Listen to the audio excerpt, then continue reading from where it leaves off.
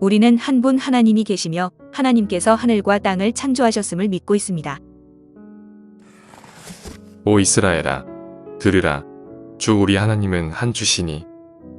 성경 기록에 따라 한 분 하나님만 계십니다.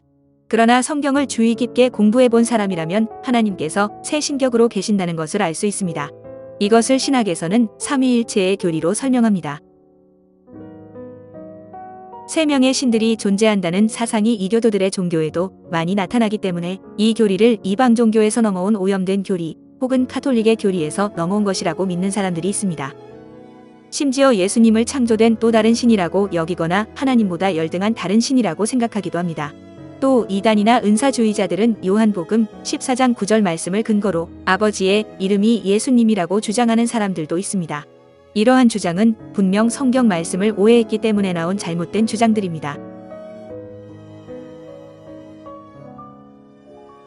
하늘에 증언하는 세 분이 계시니 곧 아버지와 말씀과 성령님이시라. 또 이 세 분은 하나이시니라. 하나님은 삼위일체이시며 하나님의 각 신격은 동등하시고 완전하시며 영원하신 하나님이십니다. 각 위는 개별적이면서도 모두 하나이십니다. 성부 하나님은 모든 것의 근원이시며 현재하시는 분으로서 성자 하나님 안에서 혹은 성자 하나님을 통해서 나타나십니다. 그리고 성령 하나님 안에서 혹은 성령 하나님을 통해 체험됩니다. 즉 성자는 성부로부터 나오고 성령님은 성자로부터 나옵니다.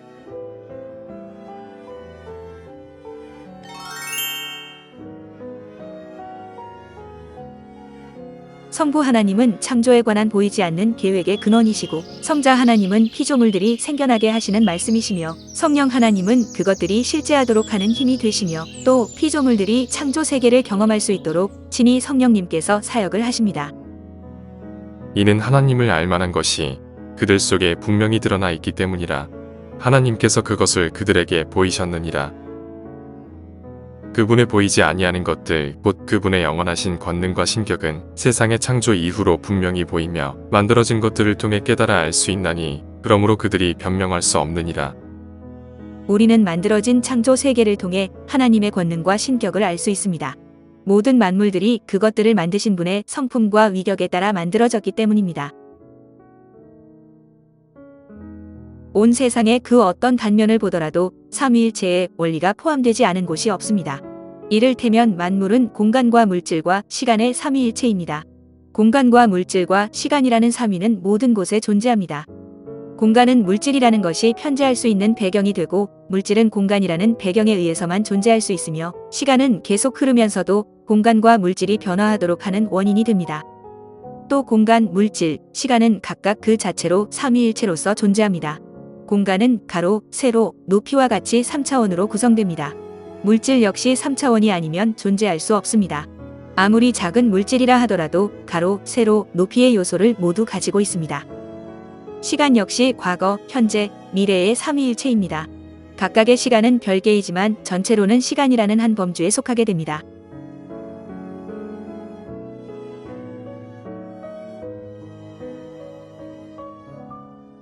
한 가지 예를 더 들어보자면 태양은 알파와 감마와 베타선을 발산합니다. 이 셋은 개별적으로 빛과 열과 화학선으로 분류되지만 이 셋이 하나입니다.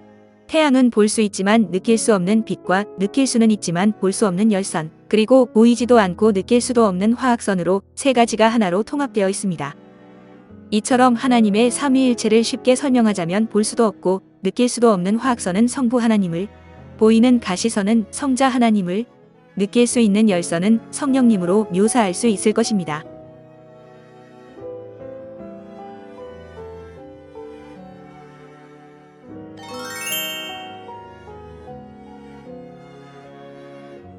하나님께서 이르시되 우리가 우리의 형상으로 우리의 모양에 따라 사람을 만들고 이처럼 하나님께서 자신의 형상으로 사람을 창조하시되. 사람은 하나님의 형상을 따라 삼위일체적 존재로 창조되었습니다. 인간을 창조하실 때 하나님은 특별히 우리라는 단어를 사용하셨습니다. 이로써 인간을 창조하실 때 하나의 위격이 아니라 둘 이상의 위격이 함께 참여하셨음을 알 수 있습니다. 모든 사람은 영과 혼과 몸으로 구성되어 있고 이 셋이 하나의 통합체입니다.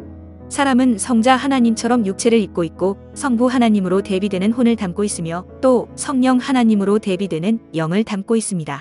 이처럼 모든 사람은 영과 혼과 몸의 삼위일체입니다. 물론 아담의 범죄로 말미암아 아담 이후의 모든 후손들은 영이 죽었고 하나님의 형상을 잃게 되었습니다. 그렇다고 사람에게 영이 없는 것은 아닙니다.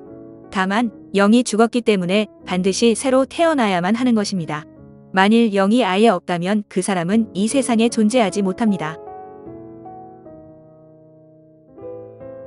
영이 없는 몸이 죽은 것 같이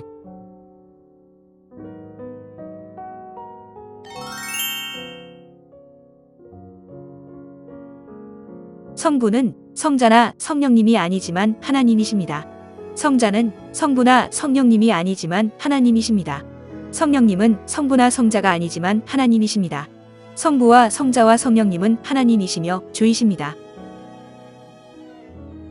그러므로 너희는 가서 모든 민족들을 가르치고 아버지와 아들과 성령의 이름으로 그들에게 침례를 주며 위 구절을 보면 아버지와 아들과 성령의 이름들이 아니라 명백하게 단수로서 이름으로 침례를 주며 라고 기록되어 있음을 확인할 수 있습니다. 즉 아버지와 아들과 성령님의 이름은 하나입니다. 주 하나님, 주 성령, 주 예수 그리스도와 같은 표현은 성경 여러 곳에 등장합니다. 삼위의 이름은 주이십니다. 하나님 또는 주라는 표현은 아버지와 아들과 성령 모두 의미할 수 있고 삼위 중 한 분만 의미할 수도 있으며 우리는 성경을 읽을 때 문맥에 따라 파악해야만 합니다.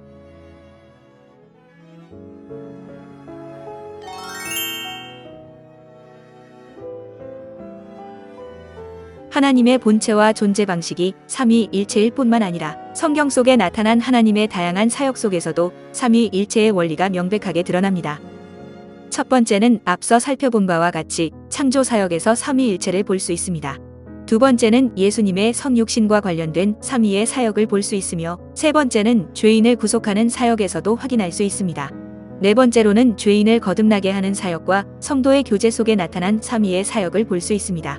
마지막으로 영광과 관련하여 삼위가 함께 나타나십니다.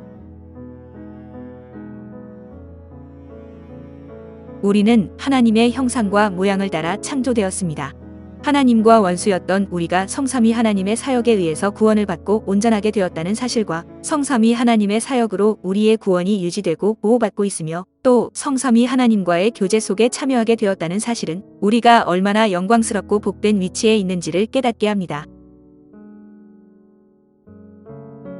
삼위일체의 교리는 우리의 존재 방식의 근원을 밝힐 수 있는 매우 중요한 교리이며 하나님의 사역을 이해하고 우리의 믿음을 강건하게 할 수 있는 중요한 가르침입니다.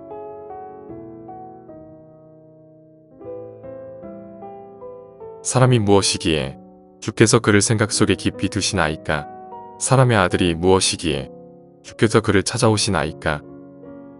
이 놀라운 영광과 축복을 주시고 영원히 지키시며 함께 하실 성부와 성자와 성령 하나님께 존귀와 찬양을 드리는 여러분이 되시기를 소망합니다. 시청해 주셔서 감사합니다.